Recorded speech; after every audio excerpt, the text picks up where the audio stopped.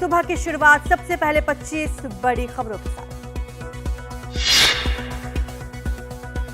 ICC ने champions trophy के आयोजन को लेकर पाकिस्तान क्रिकेट बोर्ड के अड़ियल रुख पर कड़ा रवैया अपना लिया है। सूत्रों के मुताबिक आईसीसी ने पाकिस्तान बोर्ड को साफ कह दिया कि या तो वो हाइब्रिड मॉडल के लिए तैयार हो या फिर इस प्रतियोगिता से बाहर होने के लिए तैयार रहे। कल आईसीसी चैंपियंस ट्रॉफी 2025 के पाकिस्तान में आयोजन के मसले पर आईसीसी बोर्ड की अहम बैठक थी, जिसे 15 मिनट बाद ही आज के लिए स्थगित कर दिया गया। ऐसा इसलिए क्योंकि पीसीबी पाकिस्तान में ही चैंपियंस ट्रॉफी करवाने पर अड़ा हुआ है। सूत्रों के मुताबिक आईसीसी बोर्ड के सभी सदस्य देश भारत के हाइब्रिड मॉडल के आधार पर टूर्नामेंट में शिरकत करने के विचार पर सहमत है। ऐसे में पीसीबी अगर हाइब्रिड मॉडल पर सहमत नहीं होता तो टूर्नामेंट यूएई में करवाया जा सकता है। मुंबई में होने वाली महायुति और शिवसेना की बैठक टली। दरअसल दिल्ली यात्रा के बाद महाराष्ट्र के कार्यवाहक मुख्यमंत्री एकनाथ शिंदे सतारा स्थित अपने गांव के लिए निकल गए। ऐसे में सवाल उठ रहा है कि क्या महाराष्ट्र में सरकार के फॉर्मूले को लेकर एकनाथ शिंदे रूठे हुए हैं।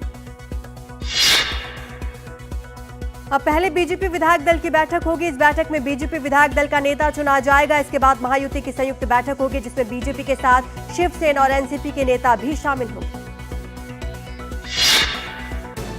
राजनीतिक हल्के में नई सरकार में मिलने वाले मंत्रालयों को लेकर शिंदे गुट की नाराजगी की चर्चा। शिंदे गुट की नजर गृह और वित्त मंत्रालय पर, लेकिन बीजेपी गृह और एनसीपी वित्त विभाग छोड़ने के लिए तैयार नहीं। जानकारी के मुताबिक नई सरकार में बीजेपी को 22, शिवसेना को 12, एनसीपी को 9 मंत्रालय मिलने का फॉर्मूला तय हुआ। समाजवादी पार्टी का 15 सदस्यीय प्रतिनिधिमंडल आज यूपी के संभल जाएगा। दरअसल प्रतिनिधिमंडल हिंसा के बारे में जानकारी जुटाकर अखिलेश यादव को रिपोर्ट देना चाहता है। हालांकि स्थानीय प्रशासन इलाके में धारा 163 लगाई है। ऐसे में माना जा रहा है कि इस प्रतिनिधिमंडल को संभल जाने से रोका जा सकता है। संभल हिंसा की जांच के लिए यूपी सरकार द्वारा बनाई गई न्यायिक आयोग की टीम आज हिंसा प्रभावित इलाके का दौरा करेगी। इस दौरान हिंसा के दौरान वहां ड्यूटी पर तैनात कई अफसरों से बातचीत की जाएगी। समिति के सदस्य जामा मस्जिद का दौरा कर सकते हैं। समिति को 2 महीने में अपनी रिपोर्ट सौंपनी है। चंडीगढ़ में 2 क्लब्स के बाहर बम फेंकने वाले आरोपी और पुलिस के बीच शुक्रवार शाम को हिसार में मुठभेड़, जिसमें दोनों आरोपियों को गोलियां लगी हैं। इसके बाद पुलिस ने उन्हें गिरफ्तार कर लिया। दोनों हिसार के अस्पताल में भर्ती। इस एनकाउंटर में एएसआई संदीप और एएसआई अनूप को गोली लगी है, मगर बुलेट प्रूफ जैकेट पहने होने की वजह से इनकी जान बची।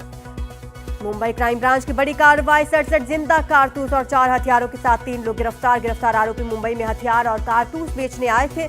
मुंबई क्राइम ब्रांच की एंटी एक्सटॉर्शन सेल और पुलिस ने संयुक्त ऑपरेशन कर इन आरोपियों को पकड़ा। बेंगलुरु के इंदिरा नगर इलाके में सर्विस अपार्टमेंट में अपनी 19 साल की गर्लफ्रेंड का मर्डर करने वाले शख्स को पुलिस ने गिरफ्तार किया। बताया 21 साल के आरोपी आरव हनोय ने चाकू से अपनी गर्लफ्रेंड माया गोगोई की हत्या की। 2 दिन उसकी बॉडी के साथ रहा। इस दौरान ज्यादातर समय शव के सामने बैठकर सिगरेट। बांग्लादेश के चट्टग्राम में जुमे की नमाज के बाद नारे लगाती भीड़ ने 3 हिंदू मंदिरों में तोड़फोड़ की। मंदिरों में हमला शहर के हरीशचंद्र मुंसेफ लेन में हुआ। भीड़ ने शांतनेश्वरी मातृ मंदिर, शनि मंदिर और शांतनेश्वरी कालीबाड़ी मंदिर को निशाना बनाया। बांग्लादेश सरकार ने इस्कॉन के पूर्व सदस्य चिन्मय कृष्ण दास समेत संगठन से जुड़े 17 लोगों के बैंक खाते 30 दिन के लिए फ्रीज करने के आदेश दिए। बांग्लादेश में हिंदू अल्पसंख्यकों के खिलाफ हो रही हिंसा को लेकर भारत की तरफ से लगातार चिंता जताई जा रही है। इस मामले पर भारत के विदेश मंत्रालय ने बयान दिया। मंत्रालय ने कहा, हिंसा की घटनाओं को केवल ये कहकर खारिज नहीं किया जा सकता कि मीडिया इसे बढ़ा चढ़ाकर पेश कर रहा है। विदेश मंत्रालय की तरफ से ये भी कहा गया कि बांग्लादेश में कट्टरपंथी बयानबाजी हो रही है, जिससे भारत चिंतित है। बांग्लादेश के मुद्दे पर बीजेपी सांसद कंगना रनौत ने भी गुस्सा जाहिर किया। कोलकाता में कंगना ने कहा, बांग्लादेश में साधुओं संतों की स्थिति बहुत दुर्भाग्यपूर्ण। जब से वहां नई सरकार आई है, देश में पूरी तरह अशांति। हम बांग्लादेश में हिंदुओं के समर्थन में खड़े हैं। भगवान उनकी रक्षा करें। केंद्रीय गृह मंत्री अमित शाह ने शुक्रवार को भुवनेश्वर में 59वें डीजी-आईजीपी सम्मेलन का उद्घाटन किया। सम्मेलन में भाग लेने के लिए पीएम मोदी भी 3 दिवसीय दौरे पर भुवनेश्वर पहुंचे हुए हैं। पीएम के स्वागत में भुवनेश्वर में भारी भीड़ उमड़ी। एयरपोर्ट के बाहर उन्होंने जनसभा को संबोधित भी किया। दिल्ली विधानसभा के शीतकालीन सत्र में आम आदमी पार्टी के राष्ट्रीय संयोजक अरविंद केजरीवाल ने राष्ट्रीय राजधानी में लॉ एंड ऑर्डर को लेकर केंद्र सरकार पर निशाना साधा। कहा, लगातार आपराधिक घटनाएं बढ़ती जा रही है। कई गैंग्स दिल्ली में ऑपरेट कर रहे हैं। दिल्ली गैंगस्टर्स की राजधानी बनती जा रही है, लेकिन केंद्र सरकार चुप्पी साधे हुए है। महाराष्ट्र विधानसभा चुनाव में करारी हार को लेकर कल कांग्रेस वर्किंग कमेटी की दिल्ली में बैठक में कांग्रेस अध्यक्ष मल्लिकार्जुन खड़गे ने कहा, चुनाव परिणाम से निराश नहीं होना चाहिए, लेकिन पार्टी को मजबूत करने के लिए ऊपर से लेकर नीचे तक बदलाव की जरूरत। बैठक में उन्होंने एक बार फिर से ईवीएम की विश्वसनीयता पर सवाल उठाया। सांसद के रूप में शपथ लेने के बाद प्रियंका गांधी पहली बार आज अपने निर्वाचन क्षेत्र वायनाड का दौरा करेंगे। इस दौरान उनके भाई लोकसभा नेता प्रतिपक्ष राहुल गांधी साथ होंगे। उपचुनाव में प्रियंका गांधी ने वायनाड सीट पर 4,10,931 मतों के भारी अंतर से जीत हासिल की। उत्तर प्रदेश सरकार 13 जनवरी से शुरू हो रहे महाकुंभ के लिए देश के सभी राज्यों के राज्यपालों और मुख्यमंत्रियों को आमंत्रित करने के लिए अपने मंत्रियों को भेजेगी। प्रदेश के मंत्री प्रदेश के सभी राज्यों में जाएंगे, वहां के राज्यपालों और मुख्यमंत्रियों को महाकुंभ में आने का न्योता देंगे। भोपाल में फिर डिजिटल अरेस्ट का मामला। इस बार ठगों ने 70 साल की डॉक्टर रागिनी मिश्रा को डरा धमकाकर 10.5 लाख रुपए ठगे।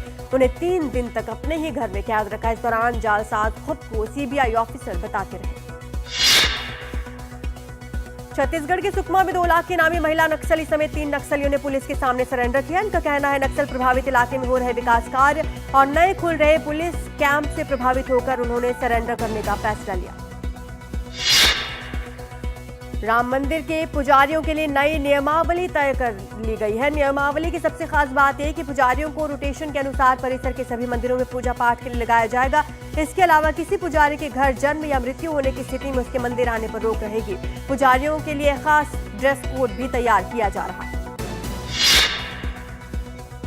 लखनऊ में इंदिरा नगर के एक सोफा बनाने कारखाने में कल आग लग गई। आग की खबर मिलने पर दमकल विभाग की 8 गाड़ियां मौके पर पहुंची, आग पर काबू पाया। एहतियातन आसपास के रिहायशी इलाकों से लोगों को घरों से बाहर निकाल लिया गया था। दिल्ली में ठंड ने दस्तक दे दी है। मौसम विभाग ने आने वाले दिनों में भी तापमान के और कम होने की संभावना जताई। कल दिल्ली में सीजन का सबसे सर्द दिन दर्ज किया गया। बीते कई दिनों में राजधानी के न्यूनतम तापमान में गिरावट देखी जा रही है। अगले कुछ दिन में दिल्ली का न्यूनतम तापमान 10 डिग्री तक पहुंच सकता है। ऑडी Q7 फेसलिफ्ट को भारत में शुरुआती कीमत 88.66 लाख रुपए के साथ लॉन्च किया गया और हाई स्पेक्स वाली Q7 टेक्नोलॉजी वेरिएंट की कीमत 97.81 लाख रुपए है। ये मौजूदा पीढ़ी के मॉडल का दूसरा फेसलिफ्ट है।